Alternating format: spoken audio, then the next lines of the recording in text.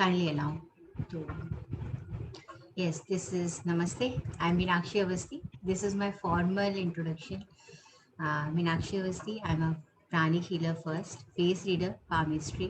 I do palmistry, I do tarot, and different healing modality. Healing is my first love, though I do predictive sciences also like palmistry and face reading too. So here you are welcome. As you know, Saurabh sir, he's my husband and he's a numerologist, astrologer and a graphologist also so अभी तक आपका experience उनके साथ जैसा भी था first of all जो भी लोग रिकॉर्डिंग भी देखेंगे I am a conventional teacher and I prefer keeping cameras on because if I can't see anyone I am just not able to speak anything मुझे ऐसा लगता है I am just talking to a black screen तो because हम conventional teacher है हमें सबको देख के बात करके पढ़ाने की इंटरेक्शन करके आदत है सो I don't know other two participants why they are not joining. We are expecting them soon. In the meanwhile, I would like to know about you, Vidut. Ma'am, well, talking about me, I'm born and brought up in Nagaland, actually. Okay. Okay. And thereafter, my parents were working there in Nagaland State Government. Mhm. I pursued my engineering in mechanical engineering from NIT Nagpur and Mhm. passed out 2001. Thereafter, I have been working with various MNCs. Like earlier, I was in construction companies like Hindustan Construction Company and Larsen and Toubro. So I've been in Larsen and Toubro for 12 years. Thereafter, I left Larsen and Toubro and joined a MNC, a Swedish company, and it is a original equipment manufacturer, Sandvik Mining and Rock Technology. Okay. So presently, I am posted as a project manager and located in Rishikesh. Okay. Basically, I am from West Bengal, but Mhm. to be very frank, I haven't been in West Bengal for any time. It Okay. is only now after my parents got retirement, and I Mhm. used to visit them for 15 to 20 days at the max. Okay. So, how you are enjoying Rishikesh? That is a beautiful place to live in, actually. Yeah, I was transferred from Udaipur to Mhm. Rishikesh. So initially, there was a challenge because Udaipur is a quite good city, and Yes. Rishikesh is Ud- very small. Yeah, yes. so there was a little bit challenge, but now it is adjusted. And Mhm. moreover, I am very much familiar with this hilly terrain, so no issues with me. So I am, as I'm born and brought up in Nagaland, it's very familiar to Okay. So, how the come you are climatic. in this occult? Actually, it was a passion for me, and recently during this pandemic, there was nothing to do, and work from home was going on. So initially, I started Losho Grid numerology, but I didn't got anything outcome from that. So luckily, I got this your sir, sort of sir's advertisement. So I just logged in there. I did the basic course first, and then I went for the advanced predictive numerology, Vedic numerology, and it was a very superb. And I'm doing great, and the prediction which I'm doing now is quite good, and Okay. it has been liked by everyone. And palmistry about since I have told Saurav sir also that I know palmistry a bit, almost 10 to 20% of palmistry I have aware by just reading on the books as well as my intuition, few intuitions.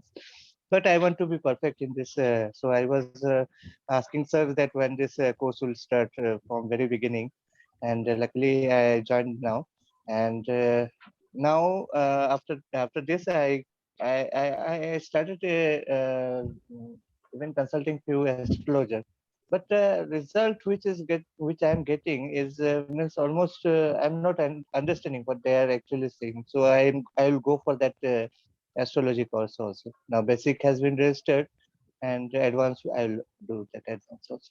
So I want to be perfect in all these occult sides, and since see I have even gone through the tarot reading also. I have done tarot. Mhm. I have done that pendulum things Dowsing. also. Yes. Yeah, Yes. browsing. Mhm. And Losho is okay, and Vedic is perfect for me. So I want to be a complete package now. Yes, yes. So you are And, welcome in the sir, group. and, Yes, please yeah, continue. and moreover, sir, and sir, what he told about the signature analysis and other things. So that is also good. So I'll not go for the graphology part because it's a vast course. So I'll not go for, but I'll be happy if I complete this chemistry as well as astrology. So welcome in this beautiful word of occults. Actually, this is a beautiful word. This is Thank you, very ma'am. good way of helping others. ना केवल दूसरों की help करने के लिए self help Actually, के लिए भी ये बेस्ट है ना? So yes, सबको ऐसा एक्चुअली क्या लगता है है. कि मैम मुझे प्रोफेशन नहीं करना है अभी इस चीज को. अभी at present I'm not that much interested in doing it professionally. I'll try to do a good practice on this, and then later on to some age I'll go for that. Definitely हमने भी बहुत सालों हो गए सीखे हुए profession full time profession लिए हुए सिर्फ 5-6 years ही हुए. So yes but I am doing since long. So definitely आपके साथ भी ऐसे ही होगा. वंस एक बार फुल फ्लेश प्रोफेशन में आने के लिए आपको थोड़ा सा अपने आप में कॉन्फिडेंस जिस दिन आ जाएगा उस दिन आप decide. Yes, So, ma'am. ji. So welcome, Thank you. Vidut ji, and yes, Sangeeta ji and Suman ji. Suman ji, as you said, you will not be able to open the camera, but I will love to see you for the introduction part. Sangeeta हाँ ji, जी ma'am, good welcome. Evening. मैं अभी बाहर हूँ इसीलिए मैंने बोला था. कोई बात नहीं. Just introduce yourself so that हम सिर्फ 3 भी participants हैं. Keep your cameras जी on मैम, while class. myself Suman Pandey, मैं लखनऊ से हूँ और मैं भी ऑकल्ट साइंस के मतलब जानने के लिए मैं भी वो कर रही हूँ, प्रयास कर रही हूँ, सीख रही हूँ अब. चलिए सुमन जी, आज के लिए आपको एक्सक्यूज है, पर for this is the rule of the class की यू नीड जी टू जी keep ma'am, your cameras. I know. Okay, so मैं अभी यस, बाहर हूँ, वही बहुत शोर और ये हो रहा है तो मैं नहीं कर पाऊंगी, मार्केट में हूँ. कोई बात कोई बात. आपका एक्सक्यूज एक्सेप्टेड है आज के लिए. Yes Sangeeta ji, please tell about yourself. Good evening, ma'am, and Atma Namaste. आपका नमस्ते. I am, as you know, my name is Sangeeta Ranka, and I am a pranic healing instructor, tarot card reader. I practice numerous modalities, and I have done palmistry, I have done astrology, I have done, and I did start practicing also for a while, but then I left it because I was a working professional for 27-28 years and had to drop off my profession due to some reasons. My dad wasn't well and I had to leave my job, and that's how I came into pranic healing. And then I'm an instructor now, and of course doing a lot of stuff. Just wanted to, brush up my knowledge on it, and of course know more about it. So there are the times, when I will not be available for the class. That's why I asked, will recordings be given? Because I have my own sessions and a lot of stuff going on. So for that, please excuse me. I would love to, once again read and understand and stuff. So it's been quite some years now into occult and enjoying it. That's So Sangeeta ji, I'm really happy to see a trainer, pranic healer trainer. I'm under the process. I had just finished my ACPH and I'm doing my CPH right now. yeah. So Wow, great. looking forward. I was scheduled to give my CPH this year. I had prepared everything, but my dad passed away, and that's why I couldn't just do it. I was not into that mental framework of giving it because there was lots going on at home. But yeah, next year would be appearing for the CPH again. Sure. So yeah, So nice. It's really nice. Yeah, absolutely. I completely agree. It's nice. So आप कहाँ पर base है संगीता जी? Jaipur. Okay. So great to see a teacher. I am under the process of becoming a teacher. I am looking forward to become a pranic healer teacher. But since teacher training course is not happening nowadays because of this COVID and all, so I'm just waiting. Just be time aega, I'm going to register it for that. I think Master was really kind to me, I must say that, because it was just 2 years I had been into pranic healing. And in 2 years, I got the opportunity to be a trainer. Great, great, great. So this was, I think, masters. It could only happen due to master's blessings. Actually, great ones blessings always है. Yeah. No way. और I believe in giving blessings. God bless you. सब कुछ आपका जल्दी सबका अच्छे से हो जाए. Same So- ma'am. आपका ACPH complete हो और फिर हम ACPH हो गया. trainers conference में मिले फटाफट. Done. Yes, ACPH done. CPH enrolled right I think TTC करना होगा ना? Yes, ji. Yeah. So yes, let's start about the palmistry. So yes, everyone knows about palmistry. Everyone have a knowledge about palmistry because, but ये बहुत ही easy, बहुत ही well talked एक ऐसा occult का area है, ऑकल्ट की ब्रांच है कि हमने बचपन में जब हम स्कूल में पढ़ते थे तब से हाथ देखते हुए अपने क्लासमेट्स को देखा है. कुछ नहीं तो वो मजाक में ही तुम्हारे हाथ में ऐसा साइन है वैसा साइन है, 2 लाइंस मिलती हैं तो इसका ये मतलब होता है हम पामिस्ट्री से समवेयर वहां से इंट्रोड्यूस हो गए हैं. तो yes, we all know palmistry don't need any introduction, but yes फिर भी पामिस्ट्री के बारे में जब भी हम किसी चीज के बारे में पढ़ते हैं तो अगर हमें उसका थोड़ा सा बेस या उसकी हमें ओरिजिन पता रहता है तो हमारे लिए इजी होता है उस चीज को एक्सेप्ट करना. तो बहुत सारे लोग ऐसे लोगों का मानना है कि इंडिया में ही बाकी बहुत सारे ऑकल्ट की ब्रांचेस की तरह पामिस्ट्री का ओरिजिन हुआ है. सबसे पहला रिटन टेक्स्ट कहते हैं, ऐसे उसका नाम नहीं पता मुझे भी, कि ऋषि वाल्मीकि ने पामिस्ट्री के बारे में कोई टेक्स्ट लिखा था. जो कीरो, वो आप सब लोग ने कीरो का नाम सुना होगा. कीरो को लोग फादर ऑफ पामिस्ट्री कहते हैं. इवन उनका भी ये स्टेटमेंट है कि उन्होंने पामिस्ट्री इंडिया से सीखी है. और कीरो पामिस्ट्री में इतने फेमस हैं कि हम पामिस्ट्री की एक ब्रांच को क्रोनोलॉजी भी कहते हैं. So yes, we are going to talk about all this. Palmistry की ओरिजिन अगर हम वाल्मीकि से रिटन उससे मानते हैं कि वाल्मीकि जी ने पहला रिटन टेक्स्ट उस पे किया, पर उससे पहले भी स्टोन एज के टाइम पर भी हमें बहुत सारे ऐसे प्रमाण मिले हैं कि स्टोन एज से पामिस्ट्री अवेलेबल है. पीपल आर इजीली मतलब people were using this palmistry as a science. Palmistry क्यों, ये भी एक बहुत इंपॉर्टेंट क्वेश्चन है. सो आपने देखा होगा पामिस्ट्री की जो नर्व्स कनेक्शन हमारे ब्रेन से डायरेक्ट कनेक्शन है, इसी बेस पर हमारा एक्यूप्रेशर काम करता है, एक्यूपेंचर काम करता है, different tapping modalities EFT and all, ये सब इसी चीज पर काम करते हैं क्योंकि यहाँ से हमारा डायरेक्ट ब्रेन का कनेक्शन होता है. तो this is something really important. Palmistry क्या है, क्योंकि आप लोगों को इतना इंट्रोडक्शन देने की जरूरत नहीं है. पामिस्ट्री में हम केवल हाथ के बारे में, हाथ की लकीरों के बारे में नहीं पढ़ते, उसे हम क्रोनोलॉजी कहते हैं. जो हाथ की लकीरों, हाथ पे बने हुए साइन सिंबल्स को जो पढ़ते हैं वो क्रोनोलॉजी है. इसी तरह इसकी दूसरी क्रोनोलॉजी बोलते हैं, जो दूसरी ब्रांच है, जो हमारे पाम की शेप पर, फिंगर्स के बारे में, थम्स के बारे में, पाम के कलर के बारे में, नेल्स के बारे में, साइज के बारे में जो बात करती है उसके वो एक इसका पार्ट है. तो मतलब इन सब चीजों को जब हम इंक्लूड करके पढ़ते हैं कि हाथ का साइज कैसा है, शेप कैसा है, कलर कैसा है, हमारे हाथ के माउंट्स कैसे हैं, या हमारे थंब कैसा है, फिंगर्स क्या कहती हैं, कौन सी बड़ी है, कौन सी छोटी है, लाइंस क्या है, या हमारे पाम पे डिफरेंट सिंबल्स क्या है. बहुत सारे वेस्टर्न और बहुत सारे इंडियनाइज सिंबल्स को हम पढ़ते हैं और हर एक सिंबल का अलग अलग मतलब होता है. तो यस, इन सब चीजों का मिलाकर जो स्टडी होती है उसे हम पामिस्ट्री कहते हैं. उन सब चीजों को हम मिलाकर पढ़ते हैं.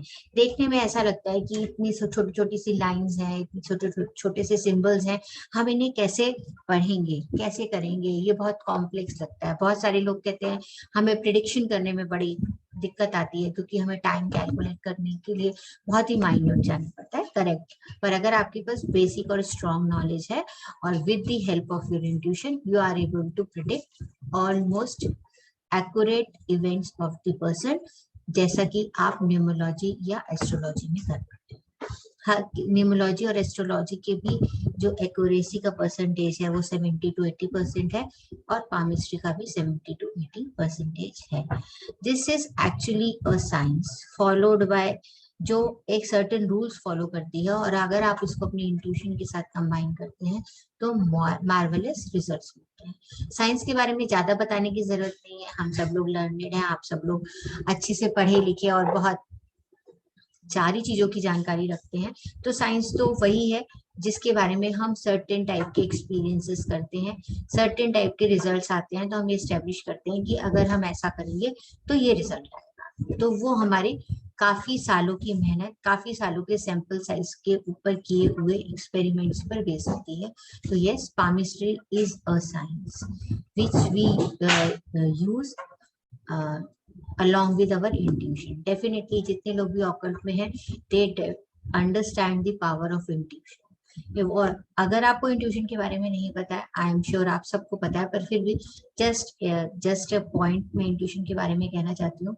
इंट्यूशन इज जो आपको बस पता होती है पर ये नहीं पता होता कि वो कहाँ से आई है। बस छोटे सा एग्जाम, मतलब इसको अगर हम इलैबोरेट करना चाहें तो बहुत तरीके से कर सकते हैं, पर कोई चीज हमें पता है, और हमें पता है वो हमारी डिवाइन एनर्जीज के थ्रू हमें पता है, पर हमें ये नहीं पता कि ये हमने कहाँ देखा, कैसे देखा, कहाँ से आया, ये सब हमें नहीं पता होता है। पर कई बार हम बस कहते हैं, तो ये चीज हम कह देते हैं। जैसे अभी थोड़े दिनों पहले एक एक्सपीरियंस हुआ, we were on the road trip, suddenly हम रास्ता भटक गए और हम किसी दूसरे छोटे से रास्ते पे चले गए।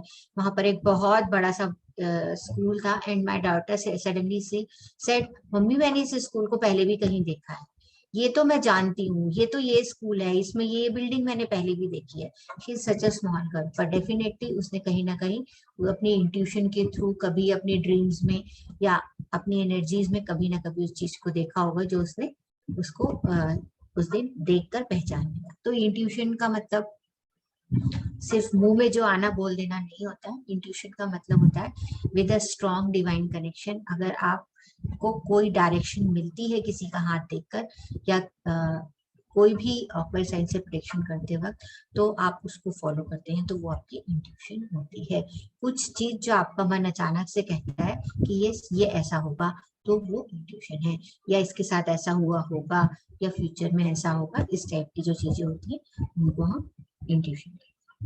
बेसिकली हम जो palmistry पढ़ेंगे, डेफिनेटली उसमें बहुत सारा हिस्सा हम कीरो से के द्वारा डेवलप किया गया या लिखा गया पढ़ेंगे, पर हमारा जो बेस है वो है समुद्रिका शास्त्र, जो हम पढ़ेंगे। एक बहुत ही अच्छा सा बुक लिखी गई है जिसे हम समुद्रिका शास्त्र कहते हैं। उसमें बहुत सारे बॉडी पार्ट्स की स्टडीज के बारे में लिखा गया है, जैसे मुख समुद्रिका शास्त्र यानी कि फेस रीडिंग, कपाल समुद्रिका शास्त्र यानी कि फोरहेड रीडिंग, इसी तरह बॉडी लैंग्वेज के बारे में है पाम का हस्त समुद्रिका शास्त्र। तो जो हम स्टडी आप करने जा रहे हैं, इसका बेस है हस्त समुद्रिका शास्त्र। और उसमें ना केवल बॉडी लैंग्वेज के बारे में, माइंड लैंग्वेज के बारे में, फुट रीडिंग के बारे में, फेस रीडिंग के बारे में, हैंड रीडिंग के बारे में, समुद्रिका शास्त्र is the combination of all these body languages. So हम उसका एक छोटा सा पार्ट हैंड palmistry यानी कि हस्त समुद्रिका शास्त्र पढ़ेंगे। और इन्हीं सभी शास्त्रों का वर्णन गरुड़ पुराण, इंडिया का भारत सनातन धर्म जो भी फॉलो करते हैं, हिंदू धर्म फॉलो करते हैं, वो सब लोग गरुड़ पुराण से इंट्रोड्यूस्ड है। गरुड़ पुराण में भी इस समुद्रिका शास्त्र के बारे में, हस्तरेखा के बारे में डिस्कशन मिलता है, यानी कि दैट इज व्हाइट वुड, या इसकी बहुत अच्छा स्ट्रॉन्ग पोजीशन है। अब थोड़ा सा आगे बढ़ने के साथ साथ हम देखते हैं, सबसे पहले बात करते हैं फैक्ट्स के बारे में, कुछ जो हमें पता ही होना चाहिए। आज की बेसिक क्लास हम इंट्रोडक्शन और फैक्ट्स के बारे में रखेंगे, तो और एक्चुअली जो मेन सब्जेक्ट है वो हमारा नेक्स्ट क्लास से शुरू होगा, जब हम बाइफरकेट करके पॉइंट फॉर पॉइंट पढ़ना शुरू करेंगे। तो palmistry की वैलिडिटी जो है वो बर्थडे टू बर्थडे देखी जाती है, यानी कि हमारी जो रीडिंग है उसकी वैलिडिटी 1 साल तक देखी जाती है। ऐसा क्यों है, इसके बारे में जब मैं मिथ्स के बारे में बात करूंगी तो मैं आपको बताऊंगी। तो बर्थडे टू बर्थडे तक की इसकी वैलिडिटी है। हमेशा ऐसा एडवाइस दी जाती है कि आप दो ऑकर्स को एक साथ मिलाकर प्रेडिक्शन करें। सर भी हमेशा यही कहते हैं, तो I will also follow the same rule. जब अगर आप 2 ऑकर्स को मिलाकर सेम प्रेडिक्शन देते हैं, तो डेफिनेटली आप अपनी बात को 100% सही कह सकते हैं, आपको भी पूरी श्योरिटी मिलती है। और एक और बात, पामिस्ट्री पढ़ने से पहले किसी और ऑकल्ट साइंस की पढ़ने की पहले से नॉलेज होने की भी जरूरत नहीं है, क्योंकि this is all together a different area of occult और ये अपने आप में किसी का रिलेटेबिलिटी नहीं है। डेफिनेटली हम जब ग्रहों के बारे में बात करेंगे तो जितना ग्रहों के बारे में हमें पामिस्ट्री के लिए जरूरत है वो हम पामिस्ट्री के बारे में पामिस्ट्री के कोर्स में बात करेंगे। अगर आपको एस्ट्रोलॉजिकली उतना ग्रहों के बारे में नहीं भी पता है तो that will not make any difference. अब एक क्वेश्चन और भी आता है कि लाइंस चेंज होती हैं कि नहीं होती हैं, और ये बहुत स्ट्रॉन्ग और इम्पोर्टेंट क्वेश्चन है, और इसी वजह से हम कहते हैं कि हमारी पामिस्ट्री की जो प्रिडिक्शन की वैलिडिटी है वो 1 साल है, क्योंकि यस लाइन चेंज होती है, बिल्कुल होती है, क्योंकि हमारे थॉट प्रोसेस के हिसाब से चेंज होती हैं, हमारे एक्शन के हिसाब से चेंज होती हैं, हमारे कर्मस के हिसाब से चेंज होती हैं। और यस एक और बहुत स्ट्रॉन्ग बात कि लोग कहते हैं कि क्या हम अपनी डेस्टिनी बदल सकते हैं? Yes, with your Karma you can change your destiny, that is the only way of changing your destiny. Good intuition always works, क्योंकि वो एक डिवाइन गाइडेंस होती है या एंजल गाइडेंस होती है। अगर आपको इंट्यूशन है, आप इंट्यूटिव हैं, तो प्लीज अपनी इंट्यूशन को ट्रस्ट करिए। दूसरों के लिए हम कहें ना कहें पे मत पड़िए। अगर आप किसी की रीडिंग करने बैठे हैं तो इस वक्त आपको अपनी इंट्यूशन पे ट्रस्ट करना ही चाहिए। बहुत इंपॉर्टेंट एक और क्वेश्चन आता है कि हमें कौन सा हाथ पढ़ना चाहिए, राइट पढ़ना चाहिए या लेफ्ट पढ़ना चाहिए। बहुत सारी बार आपने सुना होगा कि लेडीज का लेफ्ट पढ़ना है और जेंट्स का राइट पढ़ना है, तो this is a myth I must say. हमें कौन सा हाथ पढ़ना है इररिस्पेक्टिव ऑफ जेंडर, हमें डोमिनेटिंग हैंड को रीड करना होता है, या नॉन डोमिनेटिंग हैंड को हम केवल सर्टेन सिचुएशंस में ही रीड करते हैं। इनको कई लोग मेजर या माइनर हैंड भी कहते हैं। डोमिनेटिंग हैंड और नॉन डोमिनेटिंग हैंड को कई बार लोग मेजर और माइनर हैंड भी कहते हैं। What we mean by major and minor और dominating non dominating hand, which hand we use more is our dominating hand. यानी कि आम भाषा में बोले कि आप राइट हैंड को राइट हैंड से लिखते हैं या लेफ्ट हैंड को आप ज्यादा यूज करते हैं। तो अगर आप राइट हैंड को ज्यादा यूज करते हैं तो आपका राइट हैंड आपका डोमिनेटिंग या मेजर हैंड हो गया, और अगर आप लेफ्ट हैंड को यूज करते हैं मेजर चीजों के लिए तो आपका लेफ्ट हैंड डोमिनेटिंग या मेजर हैंड हो गया, दूसरा आपका माइनर हैंड हो गया। What is the difference and why we read dominating and why we don't read non dominating hand? Reason is कि जब हम पैदा होते हैं तो जो सिंस आप सब लोग ऑकल्ट को बिलोंग करते हो, तो जो आपका लेफ्ट हैंड या नॉन डोमिनेटिंग हैंड है, हम बाय डिफॉल्ट मान के चलेंगे कि डोमिनेटिंग हैंड हमारा राइट हैंड है, it will be little easier. तो जब हम पैदा होते हैं तो हम सर्टेन क्वालिटीज सर्टेन कर्मास के साथ पैदा होते हैं, सर्टेन डेस्टिनी के साथ पैदा होते हैं, जो कि हमारे लेफ्ट हैंड पर लिखी होती है। और राइट हैंड हमारा कर्मा हैंड होता है, जो हमारे थॉट प्रोसेस, हमारे कर्मा, हमारे एक्शन के साथ साथ धीरे धीरे चेंज होता रहता है। तो आप बहुत बार देखोगे कि जब दोनों हाथों को हम देखते हैं तो हमें दोनों हाथों में कई बार कई जगह पर अलग अलग रेखाएं दिखाई देती हैं, कई बार नहीं भी दिखाई देती, पर इसका ये मतलब नहीं है कि वो रेखाएं, लेकिन उसकी जो सपोर्टिंग लाइंस होती हैं वो डेफिनेटली डिफरेंट होती है। तो this is irrespective of sex, यानी कि आइदर मेल और female, you need to see the dominating hand only. पुराने जमाने में शायद इसलिए ऐसा कहा जाता होगा कि पुराने जमाने में जहां पर लेडीज आपके घर के डिसीजंस लेने में शायद एक्टिवली पार्टिसिपेट नहीं करती थी या उनका कोई से नहीं होता था, तो उनकी डेस्टिनी के हिसाब से उनकी जिंदगी चलती थी, क्योंकि वो टोटली दूसरों पे डिपेंडेंट होती थी, अपने दिमाग को शायद इतना यूज नहीं करती थी। ऐसा मेरे को कई बार ऐसा लगता है कि इंडियन मैथोलॉजी को अगर हम पढ़ें तो ये सच नहीं है। इंडियन मैथोलॉजी में बहुत ही स्ट्रॉन्ग हेडेड वुमेन्स की हमें बहुत सारी हिस्ट्री पता है, बट फिर भी क्योंकि इसका ओरिजिन हमारा सामुद्रिक शास्त्र से है, उस समय के समाज में शायद औरतों को इस तरीके से रखा जाता हो, या क्योंकि ये तो एक्सपेरिमेंट बेस्ड साइंस है, तो धीरे धीरे इवॉल्व भी होती है, और इवॉल्व होने के ही कारण आज की डेट में फीमेल या मेल का कोई डिफरेंस नहीं रह गया है, और इसीलिए हम दोनों का ही डोमिनेटिंग है देखते हैं। बहुत सारे लोग ऐसा भी कहते हैं कि किसी को हम अगर हाथ, हमें बार बार सबको हाथ नहीं दिखाना चाहिए, हाथ दिखाने से बार बार हमारे भाग्य कम होता है। तो ये बिल्कुल टोटली मिथ है, ऐसा कुछ भी नहीं है। Nobody can steel your lines from your hand, nobody can make और ब्रेक योर माइंड। सब अपने दिमाग से सक्षम और सबल हैं, अपने थॉट प्रोसेस के हिसाब से ही काम करते हैं। दिन में ही हाथ दिखाना चाहिए, रात में नहीं दिखाना चाहिए। अगेन, पहले इतनी अच्छी लाइटिंग नहीं थी, शायद प्रॉपरली छोटी छोटी लाइनें, साइन सिंबल्स नहीं देख पाते होंगे, इसलिए ये ऐसा कहा जाता था। आज की डेट में इवन इतने पावरफुल फोन है हमारे पास कि उनसे भी पिक्चर खींच के हम किसी का हैंड रीडिंग कर सकते हैं, उनकी प्रेडिक्शन कर सकते हैं। एक और बहुत फैक्ट है कि लाइन नेवर चेंज। अभी ये थोड़ा सा कॉन्ट्रोडिक्टरी है जो मैंने पहले कहा था, पर यस, लाइन नेवर चेंज। दे अपीयर और डिसअपीयर, वो फेड होती है, डिसअपीयर हो जाती हैं और ज्यादा बन के आपको अपीयर होके दिखाई देने लगती है, as per your thought process, as per your karma, as per your decision, उसके हिसाब से ऐसा होता है। कैसे हमें हाथ पढ़ना चाहिए? तो quality of hand plays very important role. Definitely हम इसके बारे में बात करेंगे ही करेंगे। जब हम शेप, साइज, फिंगर, थंब, इन सब चीजों के बारे में बात करेंगे, नेल्स के बारे में बात करेंगे, तो डेफिनेटली हम पर्सनालिटी ट्रेट्स के बारे में बात करेंगे। जब हमें प्रेडिक्शन करनी होगी या किसी के पास्ट के बारे में जानना होगा, तो हम उसकी लाइंस को पढ़ेंगे, उसके साइंस और सिंबल्स को।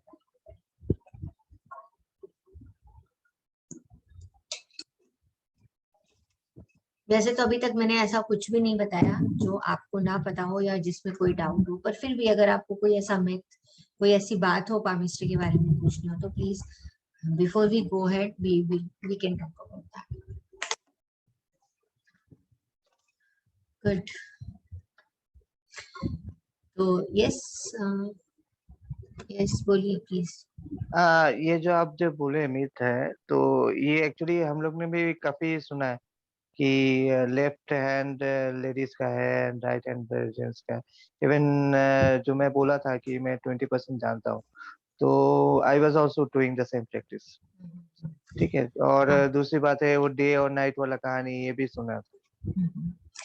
वो रीजन है उसके पीछे, ये सारे मिथ हैं। देखिए आप आजकल इतनी मैंने बोला कैमरा इतने स्ट्रांग है कि इतने, अभी जो हम जितनी भी प्रैक्टिस क्लास में करने वाले हैं, कैमरा से ही हाथ की फोटो खींचेंगे और स्क्रीन पे लगा के उसको एनालाइज करेंगे, तो दिन रात से कोई फर्क नहीं पड़ेगा। और यस, मैंने आपको इसके बारे में भी एक्सप्लेन किया कि क्यों लेडीज का अब हमें डोमिनेटिंग हैंड ही देखना चाहिए।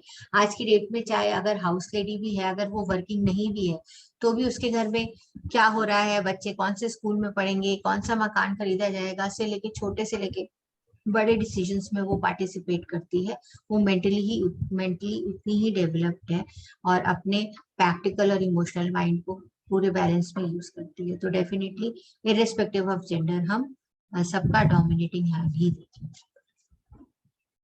सो हम कैसे पढ़ेंगे पाम? पहले quality of hand plays very important role. कौन कैसा काम करता है उसका हाथ देखकर हम बहुत आसानी से पता लगा सकते हैं। जिसका जितना सॉफ्ट डेलिकेट हैंड है, सी आजकल की बहुत इजी है। लेडीज जो है नेल एक्सटेंशन करवाती है, नेल एक्सटेंशन जो भी करवाता है डेफिनेटली उसके पास कोई झाड़ू पोछा करने और बर्तन धोने का काम तो नहीं है, तो they are actually enjoying a certain lifestyle। तो इतना से तो हमें अंदाजा ऐसे भी मिल जाएगा। चलिए, नेल एक्सटेंशन तो नई ब्यूटी थिंग है, तो हमने उसको पकड़ लिया, पर जिसका हाथ जितना सॉफ्ट है, रफ है, कोर्स है, उससे ही उसके नेचर ऑफ वर्क के बारे में हम बहुत कुछ बता सकते हैं। और जो जितना रफ नेचर का काम करता है, ज्यादातर ऐसा देखा गया है, it is not always true, पर जो रफ नेचर का काम करता है उनकी एजुकेशन कम होती है। एजुकेशन कम होने की वजह से हम ऐसा मानते हैं कि उनका जो माइंड है वो उस लेवल तक डेवलप नहीं हो पाता। इसीलिए शायद पढ़ना लिखना सीखो बहुत इम्पोर्टेंट एक स्लोगन था एक टाइम पर इंडिया में, और पढ़ने पर इतना जोर दिया जाता है कि आपकी मेंटल स्किल्स उससे एनहांस होते हैं। तो ऑब्वियसली जो लोग डेली लेबर वेजेस पे काम कर रहे होते हैं, उनके हाथ कोर्स होते हैं, एकदम रफ होते हैं, टाइट होते हैं। जो कि फैक्ट्रीज में काम करते हैं, उनके हाथों में भी सर्टेन टाइप ऑफ थिंग्स होती हैं। बहुत बार ऐसा देखा जाता है कि जो लोग एक तरह का काम करते हैं उनके हाथों पे तरह तरह के उस काम के नेचर के हिसाब से कॉन्स बन जाते हैं, जो कि एक नेगेटिव साइन की तरह पाम रीडिंग पे हम उन्हें रीड करते हैं। तो वो उनके नेचर ऑफ जॉब की तरफ इशारा जरूर करते हैं। Types of hand again plays very important role, जिसमें हम big, small hand, medium hand, इस तरह से हाथों को एनालाइज करते हैं। फिर हमारी जो फिंगर्स हैं ये अलग अलग सर्टेन हमारे ग्रहों को रिप्रेजेंट करती हैं। एंड थंब हमारे सेल्फ को रिप्रेजेंट करता है। This also plays very important role while reading the personality of the person.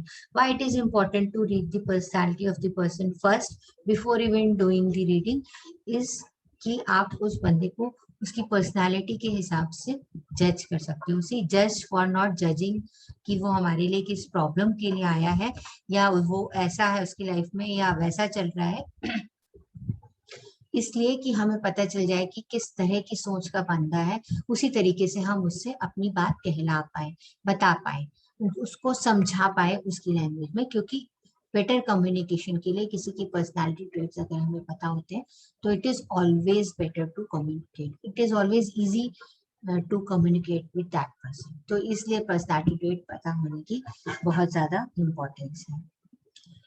Flexibility of thumb plays very important role in our palm reading. See, अभी तो संगीता जी का थंब इतना फ्लेक्सिबल है, she is very adjustable, as in if हाथ बहुत flexible दिखाई दे रहा है। तो छोटी छोटी सी चीजें बहुत बड़ी बड़ी सी बात करेंगे। जब हम बेसिक शेप के बारे में, थंब के बारे में, फिंगर्स के बारे में, टाइप ऑफ हैंड के बारे में पढ़ लेते हैं, उसके बाद हम लाइंस पर आते हैं, जो हमारे हाथों पे लाइन दिखाई दे रही है। इससे पहले हम इन सब चीजों के बारे में एनालिसिस करते हैं। फिर जब हाथ की लाइंस जो है वो हमारे प्रिडिक्शन में हेल्प करती हैं, चाहे वो पास्ट के बारे में बताना हो और चाहे फ्यूचर के बारे में। एंड देन हमारे, जैसे आपने एस्ट्रोलॉजी में 9 ग्रहों के बारे में सुना है, वैसे ही ग्रहों की बहुत इंपॉर्टेंट प्लेसमेंट है हमारे हाथों में, जिन्हें हम माउंट्स कहते हैं। सो एक बेसिक इंट्रोडक्शन मैं इनका भी आज आपको दूंगी, क्योंकि क्या होगा, जैसे जैसे हम पढ़ना शुरू करेंगे तो कुछ टर्म्स हम यूज करेंगे, तो उनसे हमारा इंट्रोडक्शन रहेगा तो हमारे लिए इजी रहेगा। कई बार ऐसा होता है कि हम किसी एक चीज की प्रिडिक्शन करने चलते हैं और हमें sorry to bother you ma'am, कितनी देर का क्लास है? 1.5 hours. Can't we change the days, like Saturday Sunday रखेंगे? If everyone is okay, I can, no issues. Right now मेरा भी कोई नया बैच नहीं शुरू हो रहा है, because of first half is my first half is busy, second half is free. So ma'am with please this- Friday Saturday रख सकते हैं, संडे मत रखिए। और बताइए आप वितु जी, what about you? Ma'am Saturday Sunday is good for me, but because Friday तक तो मेरा भी जॉब रहता है। अगर सैटरडे संडे फर्स्ट हाफ रख लें, फर्स्ट हाफ थोड़ा चैलेंजिंग होगा। और लेट रख लें थोड़ा सा, हाँ चलेगा। आप बताइए संगीता जी, आपको क्या सूट करेगा? मैम आप ma'am, संडे कर लो, मैं वीडियो देख लूंगी मैम। मैं Oh, संडे that मेरे is so लिए nice थोड़ा of सा, you. The same here, ma'am. Even I would like to see the recording because I अगर मैं won't be free able to रही go. तो मैं देख लूंगी मैम। संडे मेरे लिए थोड़ा सा मुश्किल है। For me also, Sunday is the only day when I get with. Otherwise, Saturday, Sunday, and most of the time अगर travel कर रहे हो या कुछ कर रहे हो तो मुश्किल हो जाता है। वैसे तो this is Anyways, all about this just about a 15 classes. If विदु ji you are comfortable, Friday night रख लेते हैं और Saturday रख लेते हैं, so that Sunday छूट भी जाएगा और आपका ऑफिस भी उसमें accommodate हो जाएगा, चलेगा मैम। है ना? अराउंड 8 फ्राइडे रख लेते हैं और सैटरडे को no, Friday 8 will be no late. worries. I'll as it is watch the recordings more. See, thing is this कि if you and Suman ji both are going for recordings ना, it will be difficult for me to talk ना. हम लोग discussion कैसे I करेंगे? completely understand, but 8 o'clock I have my sessions, ma'am. I take regular meditation, so till 10 o'clock I'm busy. 8 to 10. 8 to Weekdays 10, में. yeah, weekdays because I do regular meditations and healings, mass healings. So I cannot come because I have my commitments, my programs are going on. तो वो possible ही नहीं होगा, मतलब मैं बोल दूँ तो कोई बात नहीं, चलिए देखते हैं what best we can think of, क्योंकि मैंने सबको एक टाइम पर कमिट किया है, तो मेरी रिस्पॉन्सिबिलिटी है कि मैं सबको साथ लेके चलूं। Let's see. मैम what कोशिश best we करेंगे, कोशिश करेंगे आप आए, नहीं होगा तो गॉड। सैटरडे तो पॉसिबल है ना आप सबके लिए? सैटरडे तो ओके है ना कि चारों के लिए? Yeah. सैटरडे आपके लिए भी और सुमन जी के लिए भी ना, तो एक सैटरडे तो ले रखेंगे ही। चलिए लेट मी थिंक ऑफ, क्योंकि मेरा भी शेड्यूल है तो मुझे भी अपना शेड्यूल देखना है सबके लिए, आई अंडरस्टैंड। तो इसलिए चलिए आगे बढ़ते हैं। इंट्रोडक्शन पार्ट आज कर लेते हैं, फिर मेजर पार्ट नेक्स्ट क्लास से ही शुरू करेंगे। मुझे बहुत ज्यादा इंट्रोडक्शन देने में बहुत ज्यादा क्या कहते हैं मेहनत नहीं लग रही है, because you all know already, so it is easier for me. Anyways, colour of hand is also a very important part of the reading, क्योंकि अगेन वो हमारी पर्सनैलिटी के बारे में बहुत कुछ बताता है। स्पेशली आजकल जो सबका क्वेश्चन होता है कि हमारे पास पैसे हैं या नहीं, पैसे हमें मिलेंगे या नहीं मिलेंगे, हम कितने पैसे कमा पाएंगे, that plays very important role. Then colour of hand makes give us good insight about the to quantify the money. Nails again, nails plays important role, but especially in the health predictions. Health के बारे में बात करने में nails बहुत बहुत important हो जाते हैं. Basic shape size and colour of the health, yes, plays very little role in the personality, but yes, they plays very important role in the health conditions. Sometimes we have seen hairs on the palm, यहाँ back side पे hair होते हैं, यहाँ पर हाथों के ऊपर भी बाल होते हैं. That is they talk much about yourself. So basically एक चीज और एज अ ऑकल्ट प्रोफेशनल फिर भी नहीं कहनी चाहिए, पर as a matter of habit I am just saying कि we are in occult science, we are not here to जज anyone for anything, because we just talking about the we are talking to the person, we don't know his or her circumstances, the kind of things he or she is experiencing in her life or his life. तो हमें किसी को जज नहीं करना है, बहुत important है. हमें सिंपल किसी की प्रॉब्लम का सोल्यूशन तो निकालने में हेल्प करनी है, पर हमें उसकी प्रॉब्लम के लिए, उसके सर्कमस्टांसेस के लिए, उसकी चीजों के लिए उसे जज नहीं करना है. आजकल बहुत इजीली आप देखते हो बच्चे आते हैं अपने गर्लफ्रेंड बॉयफ्रेंड के बारे में पूछने, या extra marital affair is quite common, this kind of things, और मेक अ पॉइंट कि एक चीज एक पर्सन की जो बारे में आप रीडिंग कर रहे हो उसके बारे में आप किसी दूसरे से डिस्कस ना करो. नहीं करना, ये आप अपना नियम बनाइए. यहाँ तक कि मैं और सौरभ दोनों सेम प्रोफेशन में हैं, और मोस्ट ऑफ द टाइम ऐसा होता है कि हमारे क्लाइंट्स भी सेम हो जाते हैं कि वो कहते हैं नहीं हमें टैरो भी कराना है, और वो सौरभ से भी ले चुके होते हैं कंसल्टेंसी. फिर उसके इसमें हम दोनों भी आपस में किसी क्लाइंट को डिस्कस नहीं करते. So kind of privacy it is very much required in this. See Sangeeta ji को कहने की जरूरत नहीं है, she is a healer and she knows the importance of secrecy. So yes, क्योंकि आप किसी को साइकोथेरेपी कर रहे हो, किसी को साइकोलॉजिकल लेवल पे हील कर रहे हो, तो you can not share anything about anyone. So this is especially parents are very inquisitive, so we have to be very very careful. yes, very बहुत बार ऐसे भी केसेस आते हैं कि लोग हमसे, मेरे से अभी बहुत recent and I am really surprised to see this कि एक लेडी है, उन्होंने मेरे साथ कॉर्ड कटिंग की वर्कशॉप करी थी, and after some time she came to me कि I want to cut the cord. मैंने कहा बताओ, क्योंकि मेरी बेटी she is in love with someone and I want to just describe. मैंने कहा sorry, this is not my business, ask your daughter to come to me, let's see now how I can help. I think we face this on a daily basis. I'm into coaching and counseling also, so this is something they just want to know everything. Actually, this is like this. So we need not to judge. See, Vitu ji, आपने बोला कि you are not going to practice it professionally.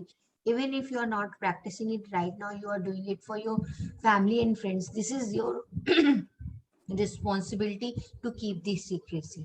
You are not going to see. अगर आप अपने दोस्त का भी prediction कर रहे हैं तो you please just don't judge while doing the prediction, while doing the consultancy या किसी के बारे में. जब आप उसका चार्ट देख रहे हो तो उस वक्त आप एक अलग पर्सनालिटी हो, उसके बाद दोस्त, फैमिली, पापा मम्मी भाई बहन आप बाद में हो, तो उस वक्त आप उस पर्सनालिटी, उस शूज में स्टेप करके उसकी रीडिंग करो, और जब बाहर कर दो, अपने उस जूते को उतार दो, तो उसके बाद यू जस्ट डोंट नो. तो प्लीज अगर आप ये हमेशा से अपनी प्रैक्टिस में ये शामिल रखेंगे तो ये आपकी मेंटल पीस के लिए जितना आरामदायक रहेगा, दूसरे की क्या कहते हैं उसे, आपके ऊपर जो होता है ना निष्ठा आने ब्रांड में, वैल्यू हो ब्रांड, जाएगी। यस डेफिनेटली, ये उसके लिए बहुत इम्पोर्टेंट है। So make it up, this is really important, क्योंकि जब आप पामिस्ट्री जानते हो तो आप कहीं पे भी जाते हो ना, एक बर्थडे पार्टी में भी जाते हो ना, लोग हाथ, प्लीज मेरा हाथ देख दो, प्लीज मेरा हाथ देख दो, लोग, क्योंकि उन्हें पता है इसके लिए हमें तो कुछ भी नहीं चाहिए, बट डेफिनेटली आप देखो, सबका देखो, सबको बताओ, पर प्लीज डोंट जज anyone and don't breach the secrecy वाला एथिक्स प्लीज एनीवेज। सो एक बेसिक ओवरव्यू कि हमारे हाथ में कौन कौन सी लाइंस होती हैं। तो मेजरली हमारे हाथ में बहुत सारी लाइंस होती है, मैं अपने हाथ को दिखाता हूँ उन लाइंस को हम मेजर क्या क्या कहते हैं। सो ये सबसे पहले मेजर 3 लाइन सबके हाथों में दिखाई देती है। ये सबसे बड़ी वाली जो सर्कुलर जाती है इसे हम लाइफ लाइन कहते हैं।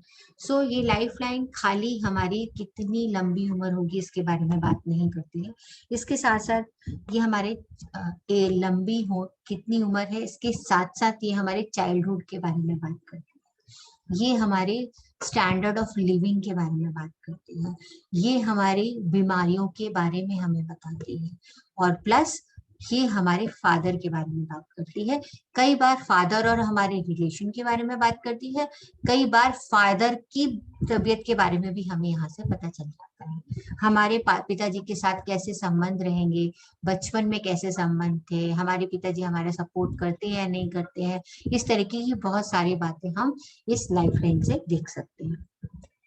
इसके बाद बहुत इंपॉर्टेंट लाइन है तीसरी, ये हेडलाइन है। Headline as name suggest talks about your brain. तो ये आपके ब्रेन के बारे में बात करती है एज अ ऑर्गन, ये आपकी थिंकिंग प्रोसेस के बारे में बात करती है, थॉट्स के बारे में बात करती है।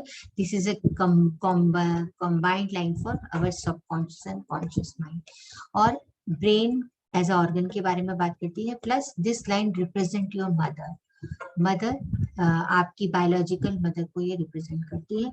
एक इम्पॉर्टेंट चीज, पामिस्ट्री में बहुत बार लोग अपने इन लॉज के बारे में क्वेश्चन पूछते हैं, तो it is really difficult to make it out कि आपके इन लॉज के साथ कैसा होगा।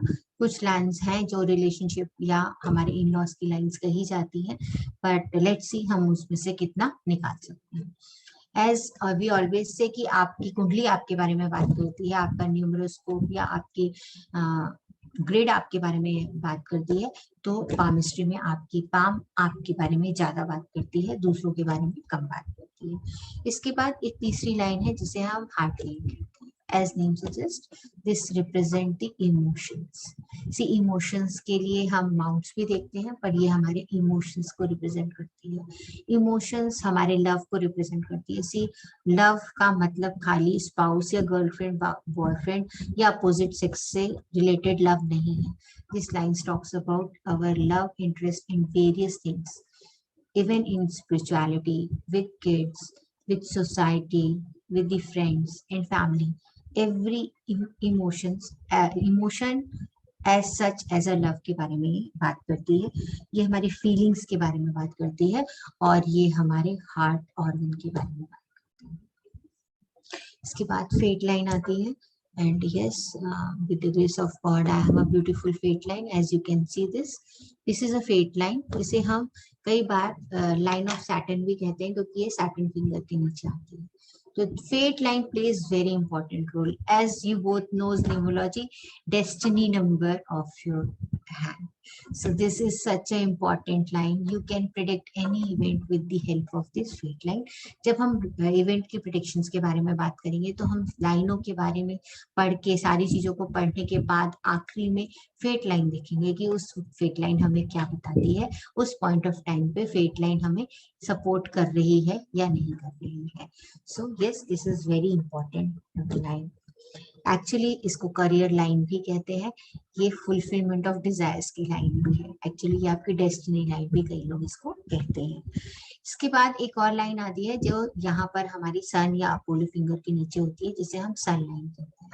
किसी के में जल्दी बनती है, किसी के में देर में बनती है। बहुत कम ऐसा देखा जाता है कि किसी के पास एक लंबी सन लाइन हो। It is actually exceptional case. Sun as a father, you can come to know this talks about your name and fame, your individual name and fame in the society, and your professional name and fame के बारे में बात करती है, और any other type of name and fame के बारे में भी बात करती है. Like जैसे लोग जो ओलंपिक में गेम मेडल्स जैसे जीत किया उन्होंने, तो definitely they are playing a game जो उनके मार्स प्लैनेट को रिप्रेजेंट करता है, पर सन लाइन ने उनको उतने हाईएस्ट लेवल तक पहुंचाया कि उन्होंने ओलंपिक में जाकर कोई मेडल खींच कर पाए. Don't worry, I will conclude early, Sangeeta ji. I'm just trying to conclude it. I can see the rush in your face. Anyhow, I am a face reader also somewhere, तो थोड़ी बहुत नजर चली जाती है. So इसके बाद एक बहुत important line है जिसे हम मरकरी लाइन. संगीता जी आप म्यूटेड हैं. I will not be. I am mentally with you, don't worry. Okay, great. See, एक और लाइन है जिसे हम यहाँ मरकरी फिंगर के नीचे से यहाँ पर ये लाइन बनती है, इसे हम मरकरी लाइन कहते हैं. मरकरी लाइन को बहुत बार हम हेल्थ लाइन की तरह भी बात करते हैं. हम इस क्लास में कैसे ग्रो करेंगे इसके बारे में बात करेंगे, एक एक चीज के बारे में बात करेंगे. पहले शेप के बारे में बात करेंगे, फिंगर्स के बारे में बात करेंगे, थंब के बारे में बात करेंगे, कलर के बारे में बात करेंगे. ऐसे ऐसे करते करते फिर एक एक लाइन के बारे में बात करेंगे, फिर साइंस और सिंबल्स के बारे में बात करेंगे. और जब हम ये सब कुछ बातें कर लेंगे फिर हम इवेंट्स कैसे पढ़ना है उनके बारे में बात करेंगे. सो this is a mercury line जिसे कई लोग बिजनेस और प्रोफेशन के लिए बहुत स्ट्रॉन्ग मानते हैं और कई लोग इसे हेल्थ लाइन भी बोलते हैं. Then this line talks about your qualities related to your business skills, your communication skills के बारे में ये बात करते हैं. ये आपकी इंटेलिजेंस के बारे में रिप्रेजेंटेशन करती है. Line of marriage, very important event of our life, especially in the Indian society, and got a very small place. ये वाली छोटी वाली फिंगर्स से आपकी हार्ट लाइन के बीच में यहाँ जो लाइंस होती हैं वो आपकी मैरिज लाइंस होती है. दोनों हाथों में आपकी ये मैरिज लाइन दिखाई देती है. ये मैरिज लाइन आपकी मैरिज कब होगी, आपकी मैरिज लाइफ कैसे चलेगी, आपका डिवोर्स होगा कि नहीं होगा, आपके हस्बैंड या आपके स्पाउस के साथ कैसे रिलेशनशिप होंगे, कई सारे केसेस में आपको डाउरी मिलेगी या नहीं, आप अमीर औरत से शादी करोगे या आप कई बार एक्सट्रीम केसेस में ये तक बताती है कि आप पहले जाओगे, आपका स्पाउस पहले जाएगा. सो बहुत सारी बातें ये छोटी छोटी लाइनें हमें बताती हैं और बहुत ही इंटरेस्टिंग है. यहाँ तक कि एक्स्ट्रा मैरिटल अफेयर के बारे में भी यहाँ से इंडिकेशन हमें मिलती है. एक चीज हमारे हाथ में और भी होती है जिसे हम ग्रिडल ऑफ वीनस कहते हैं, जो कि बिटवीन हमारी सन लाइन और सैटर्न लाइन और सन लाइन के बीच में यहाँ पर एक हाफ मून जैसी लाइन बनती है. किसी किसी को पूरा बनती है, किसी किसी को आधा बनता है और किसी को नहीं बनता है. सो ग्रिडल ऑफ वीनस के लिए मैं सिर्फ इतनी क्यूरियोसिटी छोड़ूंगी कि it is always good to don't have to have a girdle of Venus because that gives you more positive, very positive person आपको वो बनाता है. पॉजिटिवनेस बहुत बार अगर स्पाउसेस के लिए लेकर होती है वो बहुत मेजर पॉजिटिवनेस होती है, एक्सट्रीमिस्ट टाइप के लोग होते हैं, और जिनके ग्रिडल ऑफ वीनस होती है वो एक्चुअली एक्सट्रीमिस्ट होते हैं. चाहे वो एक किताब पढ़े तो पागलों की तरह वो किताब ही पढ़ते हैं, या अगर क्रिकेट खेलने लगे तो वही करते हैं, बट जनरली देखा जाता है कि वो एक्सट्रीमिस्ट की तरफ चले जाते हैं. जनरली देखा जाता है, it's not true for always. हमारे हाथ में मार्स लाइंस भी होती हैं जो कि इस लाइफ लाइन के अंदर की तरफ होती हैं. बहुत बार उन्हें हम सपोर्टिंग लाइफ लाइन की तरह भी पढ़ते हैं, पर एक्चुअली वो मार्स माउंट से शुरू होती हैं. Yes, they are supporting lines to our life line, पर वो मार्स लाइन है, वो मार्स को भी रिप्रेजेंट करती है. लाइन ऑफ इंट्यूशन भी हमारे हाथ में होती है. वो हाफ सर्कल यहाँ पर समवेयर बनता है. बहुत बार हम उसे पहचान सकते हैं, जब हम एक एक लाइन के बारे में पढ़ेंगे तो होगा. यहाँ पर ऐसे करके हाफ सर्कल बनता है हमारा. ये मून माउंट है, माउंट्स को भी मैं अभी आपको इंट्रोड्यूस करती हूँ. यहाँ पर ऐसे करके हाफ बनता है, तो ये लाइन ऑफ इंट्यूशन है. ऑब्वियसली इसका रिप्रेजेंटेशन हाथ पे होना, line of intuition yes shows you have a very good intuition, but इसका नहीं होने का मतलब ये नहीं कि आप इंट्यूटिव नहीं है. प्लीज, बहुत बार हाथ में हम किसी लाइन के प्रेजेंट ना होने पर वो इवेंट नहीं होगा ऐसा नहीं कहेंगे. कई बार उस लाइन के प्रेजेंट ना होने पर भी उस एरिया के साफ सुथरे और चमकदार होने पर उस इवेंट के होने की पॉसिबिलिटी बनती है। देखेंगे हम कैसे कैसे उसके बारे में बात करेंगे। लाइन ऑफ ट्रेवलिंग, यस, यहाँ पर हमारे जो ये हथेली का आखिरी हिस्सा है, यहाँ पर जो ऐसे करके लाइंस बनती हैं उन्हें हम लाइन ऑफ ट्रैवलिंग कहते हैं। हार्ट लाइन के नीचे, हार्ट लाइन के ऊपर वाली हमारी मैरिज लाइन होती है। तो ये सारी हमारी यहाँ पर जो बनती है ये हम लाइन ऑफ ट्रैवलिंग कहते हैं। इसके बाद हाथ में हमारे जो यहाँ पर कलाई को मोड़ने पर जो यहाँ निशान पड़ते हैं, यहाँ पर ऐसे लाइन जो बनती हैं, इन्हें हम ब्रेसलेट्स कहते हैं। And they are very important again while talking about your social life। जब हम किसी की सोशल लाइफ के बारे में बात करते हैं तो हम इन्हें ब्रेसलेट्स कहते हैं। जनरली ये 1 से लेके 4 तक होते हैं, मैक्सिमम 4 तक होते हैं। जब हम पामिस्ट्री पढ़ते हैं और उसमें एजिंग के बारे में बात करते हैं तो एस्ट्रोलॉजी की तरह भी पामिस्ट्री आपकी एक स्टैंडर्ड एज ऑफ 120 ईयर्स मान की जाती है, 120 साल की। तो ये ब्रेसलेट भी आपके 4 ब्रेसलेट आपकी 120 साल की उम्र को रिप्रेजेंट करते हैं। मैक्सिमम 4 होते हैं, 5 नहीं देखे जाते जनरल। और बहुत सारी मरकरी की सिस्टर लाइन भी होती है, तो बहुत बार मल्टीपल मरकरी लाइन या हेल्थ लाइन देखी जाती है, तो वो हेल्पिंग मरकरी लाइन्स होती हैं। हम लाइंस को जब पढ़ते हैं तो ग्रुप ऑफ लाइंस की तरह पढ़ते हैं। जैसे कि अगर हम लाइफ लाइन पढ़ते हैं तो उसके साथ लाइफ लाइन के साथ हम मार्स लाइन पढ़ते हैं और ब्रेसलेट्स पढ़ते हैं। तो इन तीनों चीजों को कंबाइन करके लाइफ लाइन से रिलेटेड इवेंट को प्रिडिक्ट करते हैं। आई रिपीट, लाइफ लाइन के साथ हम मार्स लाइन जो हमारे लाइफ लाइन के अंदर जा रही होती है और जो ब्रेसलेट्स यहाँ बन रहे होते हैं उन तीनों को मिलाकर पढ़ते हैं। इसी तरह जब हम लाइन ऑफ मरकरी जिसे हम हेल्थ लाइन भी कहते हैं, इसके साथ हम इंट्यूशन लाइन को मिलाकर कई बार पढ़ते हैं और उसको कई बार हम फेट लाइन के साथ मिलाकर। जब आप कोई भी चीज की रीडिंग या प्रेडिक्शन करते हो तो आप एक सर्टेन स्टाइल अपना डेवलप कर लेते हो। बट यस, जैसे मैंने बोला कि fate line plays very important role. For me it is actually a 50% weightage of any prediction. जब हम सन लाइन को पढ़ते हैं तो सन लाइन के साथ साथ हम फेट लाइन को जरूर कंबाइन करते हैं। सन लाइन होने के बाद आपको नेम फेम मिलेगा। फेट लाइन आपको बताएगी कि आपको अच्छे के लिए नेम फेम मिलेगा या बुरे के लिए नेम फेम मिलेगा। सन लाइन डेफिनेटली आपकी नेम और फेम, आपकी सोसाइटी में फेमस हो जाने के बारे में बात करती है, पर वो अच्छे सेंस में है या बुरे सेंस में है, इसका डिसीजन आपकी फेट लाइन करती है। सो डेफिनेटली हम सारी चीजों को ऐसे कंबाइन करके पढ़ते हैं। नाउ थोड़ा सा इंट्रोडक्शन माउंट्स का, क्योंकि जैसे जैसे हम आगे बढ़ेंगे हम माउंट्स के बारे में बार बार बात करते जाएंगे। जैसे कि अभी मैंने कई सारे ग्रहों के नाम लिए कि ये फिंगर है, ये फिंगर है। सो यस, हमारे ग्रहों पे सर्टेन प्लेसमेंट हमें हमारे पाम पे सर्टेन ग्रहों को प्लेसमेंट मिली हुई है। और कैसे होते हैं, कैसे हमें देखना है इनको, जो हमारे पाउंड्स है इनके ऊपर एक रूल से बनते हैं। एक कहीं ना कहीं इनकी चोटी दिखाई देती है जब आप अपने हाथ पे देखोगे। मैं नेक्स्ट क्लास में फोटो खींच के आपको इस पे स्लाइड शो करूंगी, आप उससे देख पाओगे।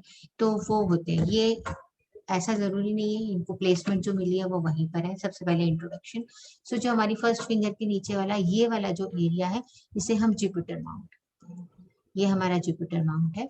सेकंड फिंगर्स को, इसको हम जुपिटर फिंगर भी कहते हैं। सेकंड फिंगर हमारी सैटर्न को रिप्रेजेंट करती है और इसके नीचे वाला ये जो एरिया है वो सैटर्न माउंट है। Third finger is sun finger, sun finger बोलते हैं और इसके नीचे वाला एरिया हमारा सन माउंट। लास्ट जो हमारी सबसे छोटी लिटिल फिंगर है उसके नीचे वाले एरिया को हम मरकरी कहते हैं। इसके बाद यहाँ आते हैं अंगूठे से जुड़ा हुआ ये जो जुड़ा हुआ सेक्शन है, ये पूरा का पूरा हमारी वीनस को रिप्रेजेंट करता है। और इसके बाद ये हमारे हाथ में वीनस के अपोजिट में ये जो ये वाला ऊपरा एरिया दिख रहा है, दिस इज मून। और हमारे हाथ में मार्स को 2 प्लेसमेंट मिली है, एक ये मार्स है, एक ये मार्स है। यहाँ जुपिटर के नीचे और वीनस के बीच में मार्स है और यहाँ पर मरकरी और मून के बीच में ये मार्स है। जो ये वाला प्लेन का एरिया बीच में बचता है इसे हम प्लेन ऑफ मार्स कहते हैं। ठीक है, तो अब थोड़ी बातें कि माउंट्स को हम क्या देते हैं। डेफिनेटली अपवर्ड्स होते हैं, अपवर्ड जो है वो हमारे माउंट होते हैं। माउंट अलग अलग टाइम पर एक्टिव हो सकते हैं, अलग अलग टाइम पर इनएक्टिव हो सकते हैं, आपकी मेंटल स्टेट, आपके थॉट प्रोसेस के हिसाब से। जब हम किसी भी चीज की प्रेडिक्शन किसी भी इवेंट का करते हैं, mount plays very much important role. हम कोई भी रेमेडी करते वक्त माउंट्स पर जरूर नजर डालेंगे कि हमें ये माउंट उस रेमेडी को देने के लिए हेल्प मतलब की तरफ सपोर्ट करता है या नहीं करता है। सारे माउंट्स जितने ऊपर उठे हुए होते हैं उतने अच्छे होते हैं एक्सेप्ट सैटर्न। सेकंड फिंगर के नीचे वाला जो माउंट सैटर्न है, अगर ये दबा होता है तो ये अच्छा माना जाता है, ये उठा हुआ हम नहीं अच्छा मानते हैं। जितना उठा होता है शाइनी होता है उतना एक्टिव माउंट होता है, जितना डल और पिचका होता है उतना इनएक्टिव माउंट ये होता है। बहुत बार आप देखोगे कि एक माउंट दूसरी की तरफ खिसक जाता है। अभी तक आप नहीं देख पा रहे हो, पर अगर आप ध्यान से देखोगे तो मेरा मरकरी का माउंट सन फिंगर के नीचे भी आधा की तरफ आता है। इसी तरह मेरा जुपिटर भी सैटर्न का काफी 1/4 एरिया ले लेता है, तो माउंट दूसरी की तरफ खिसक जाते हैं। इसमें क्या होता है कि यस, अपने को वो जो प्लैनेट है अपने आप को इटसेल्फ वो स्ट्रॉन्ग करता है, प्लस दूसरे माउंट की जिसकी तरफ वो शिफ्ट हो रहा था उसकी भी हेल्प होता है। जैसे कि एक छोटा सा example, Jupiter represent your management skills, it makes you good in your family. मतलब जुपिटर इज अ गुरु, जो भी बात है वो अच्छा टीचर आपको बनाता है। प्लस वो सैटर्न की तरफ अगर शिफ्ट हो तो Saturn is a like hard working वाला चीज है, वर्कोहॉलिक रिप्रेजेंटेशन करता है। तो डेफिनेटली अच्छा काम अच्छा पढ़ा सकते हो, लेकिन उसके लिए आपको वर्कोहॉलिक होना पड़ रहा है, बहुत मेहनत करनी पड़ रही है। इस तरीके से कंबाइंड करके हम माउंट्स को पढ़ते हैं। थोड़ा सा माउंट के बारे में एक जनरल ओवरव्यू कि कौन सा माउंट क्या कहता है और इसका क्या रिप्रेजेंटेशन होता है, फिर हम क्लास को वाइंड अप करेंगे और हम नेक्स्ट क्लास में पढ़ना शुरू करेंगे। तो जो जुपिटर माउंट है, जो हमारी फर्स्ट फिंगर के नीचे वाला माउंट है, ये इसको जुपिटर या हिंदी में बृहस्पति बोलते हैं। बृहस्पति जो थे वो हमारे देवों के गुरु कहते हैं, ठीक है। तो देवों के गुरु, ऑब्वियसली देवी एक अच्छी बहुत अच्छे कर्मों वाली, बहुत जिनका थॉट प्रोसेस क्लियर होता है, ऐसे लोगों को रिप्रेजेंट करते हैं वो, तो उनके गुरु को रिप्रेजेंट करता है। तो बेसिकली जब हम जुपिटर के बारे में बात करते हैं तो ये फैमिली को रिप्रेजेंट करता है, आपकी लाइफ की आपकी एम्बिशंस को रिप्रेजेंट करता है, आपके मैनेजमेंट स्किल्स के बारे में बात करता है। जुपिटर आपकी विजडम को रिप्रेजेंट करता है, आपकी बहुत बार हायर स्टडीज के लिए जब हम क्वेश्चन देंगे तो वो रिप्रेजेंट करता है। प्लस जुपिटर आपके स्पिरिचुअल कनेक्शन के बारे में बात करता है कि आप कितने स्पिरिचुअल हैं कितने नहीं हैं। तो बेसिकली मोटा मोटी जुपिटर इन सारी चीजों को रिप्रेजेंट करता है, दिखाता है। उसके बाद बात करते हैं सैटर्न। तो सैटर्न जो है वो देखा जाए तो देवताओं में जज है ना। वो बोलते हैं ना कि शनि सबको फल देता है, जो सही गलत की सही पहचान कराता है, तो इज अ जज। Shani represent, Saturn represent the research part of the life, जिस चीज के लिए आपको बहुत हार्ड वर्क करना हो, आपको वर्कोहॉलिक बनाता है, 2 और 2 4 करना सिखाता है। तो कहते हैं कि मैथमेटिशियन टाइप के लोग जो होते हैं, बहुत मेहनत करते हैं, वो उन सब चीजें आपके सैटर्न रिप्रेजेंट करता है। एक्चुअली शनि के लिए सबसे बड़ी इंपॉर्टेंट बात है कि उसके एरिया में जो चीजें आती हैं वो या तो ब्लैक है या व्हाइट है, आइदर दे आर करेक्ट और दे आर रॉन्ग। कुछ ग्रे एरिया नहीं है, कोई ग्रे एरिया में भी वाला नहीं है उसमें कुछ भी। इसीलिए लोग शनि से बहुत डरते हैं, बिकॉज वो मे बी में नहीं जाते, या तो आपको सजा मिलती है या आपको इनाम मिलता है, दैट इज इट। इसके बाद third, sun represent the father of the family. सूर्य बोलते हैं या सन बोलते हैं, कई लोग इसे अपोलो भी बोलते हैं। So Apollo is a Greek word, this is totally up to what you want to call it. This talks about the name and fame of the person.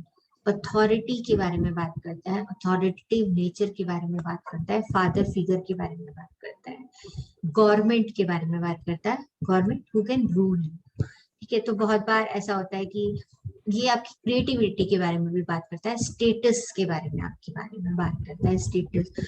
और लोग जैसे गवर्नमेंट जॉब मिलेगी या नहीं मिलेगी, गवर्नमेंट प्रोजेक्ट मिलेगा या नहीं मिलेगा, गवर्नमेंट स्कूल में एडमिशन होगा या नहीं होगा, तो ऐसे रिलेटेड क्वेश्चन में sun mount plays very important. Confidence के बारे में जब भी बात आती है, sun is the mount, sun is the finger which plays very important role. In your confidence question. इसके बाद Mercury is the prince of the family, छोटा बच्चा। जनरली जो मरकरी पर्सनालिटी होते हैं बड़ी किडिश होते हैं, चाइल्डिश होते हैं, हमेशा हंसना मुस्कुराना, किसी भी जगह पर एडजस्ट हो जाना, लाइक अ किड, उसी तरह की पर्सनालिटी को रिप्रेजेंट करता है। पर किडिश होने के साथ ये आपकी लर्निंग एबिलिटीज रिप्रेजेंट करता है। सी जितने लोग भी इस एज में नई चीज सीखने की कोशिश कर रहे हैं, definitely they all have a very good Mercury. See learning is not that easy, कहना आसान है पर हर उम्र में पढ़ना मुश्किल होता है। बचपन में तो समाज के डर से सब बच्चे स्कूल जाते हैं पर सारे फर्स्ट नहीं आते, कुछ फेल भी होते हैं। तो यस, लर्निंग एबिलिटी के बारे में मरकरी बात करता है, आपकी नॉलेज के बारे में ये बात करता है, आपके बिजनेस स्किल्स के बारे में बात करता है, आपके कम्युनिकेशन स्किल्स के बारे में बात करता है, स्पीकिंग कैपेबिलिटीज के बारे में ये बात करता है। इसके बाद मार्स यानी मंगल is the commander, is the सेनापति, is the planet of action। Action oriented चीजें जितनी भी आती हैं वो हमारे मंगल पे आती हैं। Mangal represent your liquid portion of your body, blood को रिप्रेजेंट करता है, वाटर को रिप्रेजेंट करता है, ये एक्शन को रिप्रेजेंट करता है और बहुत बार आपके ब्रदर और सिस्टर्स को रिप्रेजेंट करता है। कई कंडीशंस में ये आपके सिबलिंग्स या आपके कुलीग्स को भी रिप्रेजेंट, कुलीग्स एंड फ्रेंड्स को भी रिप्रेजेंट करता है। तो उनसे रिलेटेड अगर कोई क्वेश्चन देखना होता है तो हम मार्स की तरफ देखते हैं। इसके बाद Venus, as we all know, Venus is Shukra या शुक्राचार्य, गुरु ऑफ द राक्षस। जितने जो असुर लोग होते हैं उनके गुरु थे। तो असुर लोग, एज वी ऑल नो, असुर बिलीव्स इन खाना पीना मौज मस्ती करना, उस तरीके से। तो Venus represent the luxuries of your life, they represent the your opposite sex, like girlfriend boyfriend spouses को रिप्रेजेंट करता है, कंफर्ट को रिप्रेजेंट करता है, आपके love interest in the physical love interest के बारे में ये बात करते हैं। इसके बाद आता है moon, very much important planet on the earth. Moon यानी चंद्रमा यानी mother of the family. As जैसे ही मदर का नाम आता है इमोशंस अपने आप ही जुड़ जाते हैं। तो yes, moon represents your emotions, your feelings. Yes, emotion का एक्सट्रीम एग्रेशन या डिप्रेशन दोनों ही मून से देखा जाता है, अगर नेगेटिव साइड पे होते हैं या बहुत हाई साइड पर होते हैं। और creativity, moon represents your creativity नहीं। Rahu Ketu is also part of our palmistry. उनके प्लेसमेंट के बारे में जब हम इन ग्रहों के प्लेसमेंट के बारे में डिटेल में पढ़ेंगे तब बात करेंगे, क्योंकि अगर मैं अभी इनकी प्लेसमेंट आपको बताऊंगी तो शायद इतनी जल्दी से ना समझ पाऊं। पर फिर भी ये जो एरिया है आपके जुपिटर और मार्स के बीच का एरिया, ये राहु को रिप्रेजेंट करता है, और आपके वीनस और आपके मून के बीच का ये जो एरिया है ये केतु को रिप्रेजेंट करता है, because they both are like nodal, they are not actually planets, तो उनकी रिप्रेजेंटेशन थोड़ी थोड़ी सी ही है हमारी पामिस्ट्री में। यूरेनस, प्लूटो, नेपच्यून, जो कि हमारी मॉडर्न पामिस्ट्री में उनको पढ़ा जाता है, उनके बारे में हम अपनी पामिस्ट्री में हमने थोड़ा सा इंक्लूड किया है। वो एक्सट्रीमिस्ट की तरफ जब भी हम जाते हैं तो उनका रिप्रेजेंटेशन आता है। तो जब उनके बारे में मैं ग्रहों के बारे में बात करूंगी तो उनके बारे में भी आपको introduction. I feel this is a overall कि हम कैसे कैसे पढ़ेंगे। पहले हम सारी की सारी फीचर्स के बारे में पढ़ेंगे, फिर एक एक लाइंस के बारे में पढ़ेंगे, माउंट्स के बारे में पढ़ेंगे, और फिर इनको सब कंबाइंड करके हम बात इवेंट्स को कैलकुलेट करने के लिए पहुंच जाएंगे। आज तो चलिए हम थोड़ा फिर भी टाइम से पहले खत्म कर रहे हैं class, but I will try to keep the class full 1.5 hours, जिससे कि हम 15 क्लासेस में कोर्स को कंप्लीट कर पाए। मैम, इसका पीडीएफ नोट्स वगैरह मिलेंगे क्या? देखिए, दो चीजें हैं पीडीएफ नोट्स में। एक तो यह है कि मैं जैसे पढ़ा रही हूँ मैं आपको उसके नोट्स बना कर दूं, पर एक ऑप्शन और भी है। जिन टीचर से मैंने सीखा है, मैं अभी तक ऐसा करती आई हूँ कि मैं उनकी लिखी हुई किताब की आपको एज अ नोट्स पूरी देती हूँ। तो पर yes, I will request you all to please keep making your own notes, क्योंकि आपको मेरी तरफ से नोट्स सर की तरह पहली क्लास के बाद नहीं मिलेंगे, कोर्स खत्म होने के बाद मिलेंगे। सो अपने नोट्स आप बनाइए, बिकॉज दैट मेक्स यू कि आपको लगातार याद होता जाएगा अगर आप अपने हाथ से लिखते जाओ। मेरा ऐसा Yeah. पर्सनली सोचना है कि जब हम किसी चीज को लिखते हैं, 1 time writing is 6 equivalent to 6 times reading. So please अपने काम को 6 बार रीड करने से मिला के छोटे पे लाइए और एक बार लिखिए. अपने नोट्स नहीं, इम्पोर्टेंट सर- बनाइए, और नोट्स आपको सर मैं का नोट डेफिनेटली. नहीं, सर का नोट पहले आया था, लेकिन मैंने रेफर लास्ट में किया था. गुड, वही ठीक है, क्योंकि आप जब खुद लिखते हो तो Yeah. आपको वो चीजें याद होती जाती है, रजिस्टर होती Yeah, जाती हैं. अब हम छोटे बच्चे हम्म. तो है नहीं कि क्लास का एग्जाम होगा तो हम उसे लर्न करके स्कूल में एग्जाम लिखने जाएंगे. तो this is a practical subject, better कि आप साथ साथ उसको याद रखें, पढ़ते. So this is all about today's class. अभी तो as if now we are keeping it on next Saturday 6:30, but in the meanwhile we will try to work out कि हम कौन से दिन पे जा सकते हैं. और प्लीज आप लोग ग्रुप में एक्टिवली थोड़ा सा देख के रिस्पॉन्ड कर देंगे तो हम सबके लिए इजी होगा, because I will try to keep the time जो सबके लिए कन्वीनियंट हो. मैं किसी को भी लेफ्ट आउट नहीं करना चाहती. ठीक है, so thank you very much once again. Thank you. Good night, God bless Thank you, ma'am. God bless you. Thank you. Good night. Bye bye.